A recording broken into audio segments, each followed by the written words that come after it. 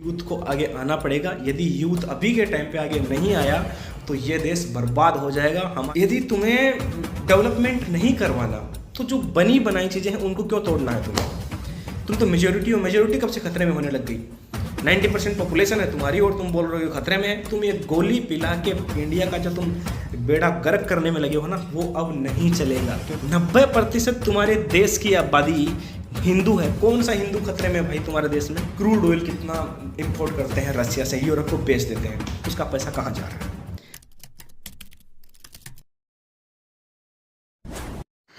नमस्कार।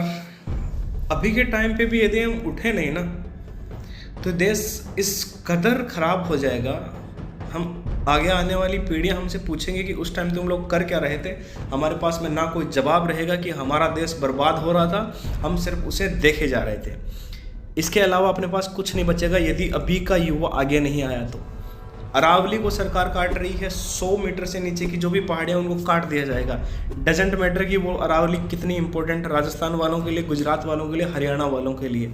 किस किस चीज़ से वो हमारी हेल्प करती है गवर्नमेंट को पता है, लेकिन उनको काम करना है कि ये सब कुछ हमें भाड़ में जाए। हमें इस चीज़ से कोई मतलब नहीं है। ये है बीजेपी का प्रोटोकॉल अभी का जो है। लेकिन यूथ क्यों नहीं आगे आ रहा है? यूथ के अंदर क्या समस्या है?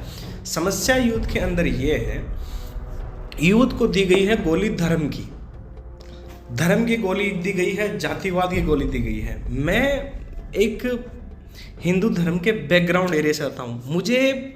मैं हिंदू हूँ, मुझे मंदिर में जाने की आदत नहीं है। मेरे गांव में मेरा नाई मेरे बाल नहीं काटता है। समझ रहे हो कैसी सिचुएशन है? और इस सिचुएशन में हमारे ही गांव में, हमारे ही देश में, हमारे ही स्टेट में हमें धर्म की गोली देकर रखा गया है कि ये लो गोली, ये है धर्म के नाम पे लड़ो, मुस्लिम हमें मार देंगे, काट देंगे, हिंदू बचाना है। 90% तुम्हारे देश की आबादी हिंदू है। कौन सा हिंदू खतरे में भाई तुम्हारे देश में? तुम कोई किस धर्म को बचाने की बात कर रहे हो? मतलब यदि तुम्हें डेवलपमेंट नहीं करवाना तो जो बनी बनाई चीज़ें हैं उनको क्यों तोड़ना है तुम्हें? ताजमहल दुनिया के 7 अजूबों में से आता है, उसके अंदर नीचे तुम्हें खोदना है। जिस चीज़ को देखने के लिए बाहर से विदेशी पर्यटक आते हैं तुम्हारे देश में, तुम्हें उस चीज़ को खोदना है। यदि कोई तुम्हारी इन बातों पे आवाज़ उठाता है तो उनकी बातों को दबा दिया जाता है, जो कि ये धर्म के ऊपर संगठन बने हुए हैं, ये उनकी बातों को दबा देते हैं। जैसे कि अभी ढांडी नोले वाले का एक गाना आया था, उसने बहुत अच्छा बोला कि तुम पर्चियाँ बना बना के धर्म के नाम पे तुम भ्रष्टाचार, ये धर्म को इतना बर्बाद कर रहे हो, तुम क्या तुम धर्म के नाम पे चला रहे हो, ये तुम अपने अड्डे बना बना के बैठे हो, स्टाम्प लगा लगा के तुम कि तुम हिंदू हो, वो हो कर करा के तुम इतना जो तुम्हारा ये राजस्व बनाकर बैठे हो, इनका तुम्हारा कोई तुम्हें उखेड़ना चाहे ना, तुम्हें उजाड़ना चाहे उन चीज़ों से, तब तुम पूरा एक मैंने देखा एक माता है, वो एकदम लेटी फ़ोन कर रही है बाबा योगी को कि तुम बाबा जी ये ढांडा नौली वाले नाम का एक बंदा है और वो ऐसे ऐसे कर रहा है, हमें उसका ये चाहिए, हाथ वाथ जुड़वा के ये हमें उसका सरेंडर चाहिए। सभी साधु साधु समाज से, कौन सा समाज भाई तुम्हारा? कौन सा साधु समाज? तुम्हें साधु का मतलब क्या होता है? दुनियादारी से, इस मोह माया से कोई ताल्लुकात ही नहीं तुम्हारा। तुम्हारे बारे में कौन क्या बोल रहा है, मतलब क्या है तुम्हें? तुम्हें चाहिए सिर्फ पैसा, तुम्हें चाहिए ऐश, काम करने की तुम्हारी नीयत है नहीं, आता जाता तुम्हें कुछ है नहीं, पहन लो भगवा, बैठ गए तुम, बस तुम्हारा काम है सिर्फ इतना। समझ रहे हो?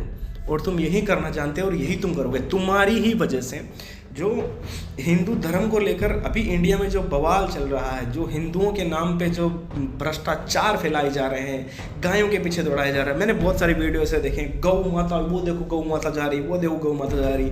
मेरे गांव में देखा है मैंने, सारे हिंदू हैं मेरे गांव में, एक भी मुस्लिम नहीं है। गाय जब खेत के अंदर घुसती है ना, उसको लट्ठों से मारा जाता है। उस पर मैंने पैर कटे हुए देखे बैलों के, है ना। मैंने यहाँ पे कुल्हाड़ियाँ मारी हुई देखी बैलों के। कहाँ तुम धर्म की बात कर रहे हो? कहाँ तुम गौ माता की बात कर रहे हो? तुम उसे बचा रहे हो, उसको बचा रहे हो। 150 करोड़ की आबादी वाले देश में, जिसमें से 130 करोड़ 120 करोड़ हिंदू हैं तुम्हारे, उस देश में तुम बोल रहे हो कि हिंदुओं को बचाने की बात है। यदि इस टाइम पे यदि क्रिश्चियंस या फिर माइनॉरिटीज़ और जो है मुस्लिम्स, चलो वो भी एक मेजोरिटी पार्टी है, 20-25 करोड़ की से ज़्यादा, 30 करोड़ की समथिंग के मुस्लिम होंगे, लेकिन वो चलो माइनर मान के हम उनको, वो यदि आगे आए ना कि हमें अपना इस्लाम बचाना है, तब हम माने कि यार वाकई ये खतरे में है, वाकई सरदार खतरे में है, वाकई और जो माइनॉरिटीज़ हैं वो खतरे में। तुम किस चीज़ के खतरे में हो भाई? तुम तो मेजोरिटी हो। मेजोरिटी कब से खतरे में होने लग गई? 90% पॉपुलेशन है तुम्हारी और तुम बोल रहे हो खतरे में है। तुम ये गोली पिला के इंडिया का जो तुम बेड़ा गर्क करने में लगे हो ना, वो अब नहीं चलेगा, क्योंकि अब इंडिया का यूथ समझने लगा है। समझ रहे हो? तो मेरा यही कहना है कि यूथ को आगे आना पड़ेगा। यदि यूथ अभी के टाइम पे आगे नहीं आया तो ये देश बर्बाद हो जाएगा। हमारे पास में जीरो चीज़ होगी अपने देश को अपने आगे आने वाली पीढ़ी को देने के लिए। मैं अभी विदेश आया हूँ। विदेश आने के बाद मुझे ऐसा महसूस हुआ है कि अपने पास में कुछ नहीं है। मैं गर्व से बोलता था यहाँ आकर, मैं जब स्टार्टिंग में नया था, we have a great hospitality, we have this, we have this, we have this. जब धीरे धीरे एहसास होने लगा कि यार अपने पास तो कुछ भी नहीं है, यहाँ आने के बाद पूरा मेंटालिटी चेंज हो गया है और हर एक एक चीज़ पता चल रही है ना यार कि तुम लोग कर क्या रहे हो। हर चीज़ में चोरी, हर चीज़ में चोरी। सर्च कर रहा था अभी कुछ टाइम पहले, सबसे ज़्यादा चावल कौन उगाता है? भारत। सबसे ज़्यादा बाजरा कौन उगाता है? भारत। सबसे ज़्यादा मस्टर्ड ऑयल कौन प्रोड्यूस करता है? भारत। मस्टर्ड कौन उगाता है? भारत। गेहूँ कौन उगाता है? भारत। चावल भारत। सब चीज़ में भारत आ गया तो पैसा जागा रहा है। क्रूड ऑयल कितना इंपोर्ट करते हैं रसिया से, यूरोप को बेच देते हैं, उसका पैसा कहाँ जा रहा है? पॉपुलेशन की बात करते हैं ना, पॉपुलेशन तो हमसे ज़्यादा इक्वल चाइना के पास भी है।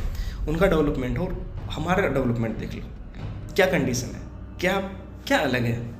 चाइना में और हम में 19-20 का फ़र्क ही तो होगा ना, लेकिन अब ये 19-20 चलेगा नहीं। ठीक है, तो सभी मेरे देशवासियों से हाथ जोड़ के मेरी यही रिक्वेस्ट है कि यदि आप मेरे इस वीडियो को देख रहे हैं तो ज़्यादा से ज़्यादा लोगों तक शेयर करें कि उन लोगों तक भी ये बात पहुँचे। और धन्यवाद आप सभी का देखने के लिए। Thank you.